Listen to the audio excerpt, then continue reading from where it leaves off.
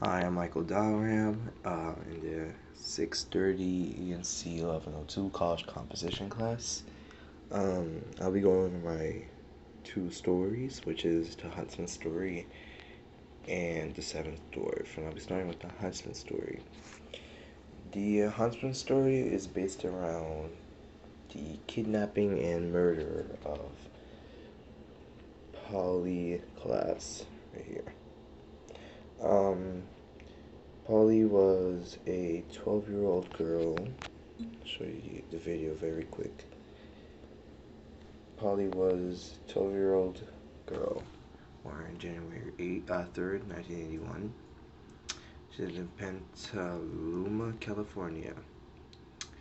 Uh, she was at a sleepover with two of her friends, Gil and Kate, and a man snuck into their house, which is the alleged killer, which his name is Davis. Yes. He snuck into her house. He tied up the two girls, and he kidnapped them. He kidnapped Polly, but left her two girls. So that led to the eventual case of 2 months worth of finding of Polly Class, where they could not find her body. It went 2 months long, and then after 2 months, they finally found some evidence, which was found by someone else on the same night. There was a man standing in their yard across from Polly Street. They called the police. They saw the man, and from there they backtraced and they found who the man was, and they arrested him. He was a terrible person. He didn't care for what he did in the court. He actually looked at the lawyer straight in the eye and gave them two middle fingers and said some comments. He was a bad person. But the husband story is basically revolved around her case.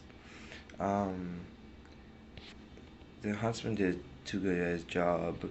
This first paragraph right here. This is basically talking about the killer, the huntsman, who is the murderer, Davis. That basically no one told him to do it. It's basically explaining that no one told him to do it. Nothing told him to do it. There's no motive for him doing it. He just did it because, well, he did it. Uh, there was no motive, as to say. The second paragraph is basically explaining that further. Yeah, they're talking about they'll be sorry now that they never checked his reference or inquire. Okay, so the second paragraph is actually, during the case, the police never checked the man. They found the man. They found the murderer Davis an hour after he killed Polly, going down the road in a crashed car that he drove into a ditch.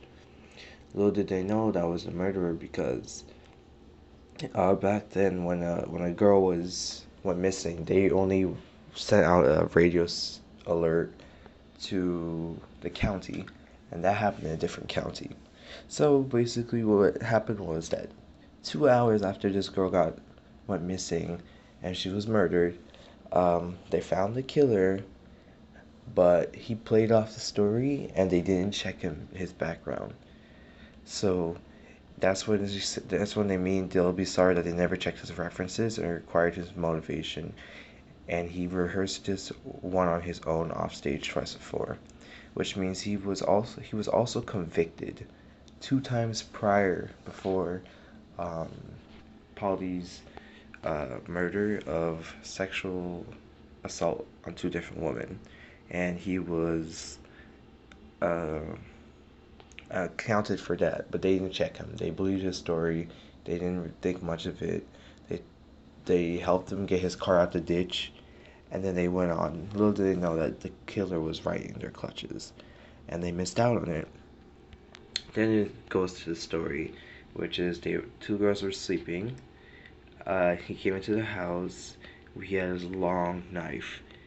They of course they're little girls, so when they see a long knife, which is obviously scary, they're not gonna do much. So they followed him quietly, and then he just tied the two friends up and took Polly. That's that entire paragraph, basically. Um, no small 7 minutes to prefer. Oh, this is basically what happened with Polly. How she was murdered. She was killed cold-blooded. They said that he performed lewd acts upon her before they killed her, and then dumped her body. The first time, he originally planned to dump her body in a prepared area, but since the cops found him before that in his car in a ditch, as before, he kicked the body into the side of the road, and then he later returned to the body and found it, and then dug it, put her in her final resting spot, where they found her again. The last paragraph is basically, he came a bit at this time. He came to a sleepy countryside of his own, dark and imagining. He says, even sorry now for taking the story in his own hands. This is basically how he feels in the end. He doesn't feel remorse. He felt no remorse. He didn't apologize for what he did. He didn't care about what he did. He was overall a very, very bad person. He didn't care that he killed a girl. He showed no remorse. He showed actually satisfaction in the court, and he went out. He went out of the courtroom with middle fingers up and nonchalantly.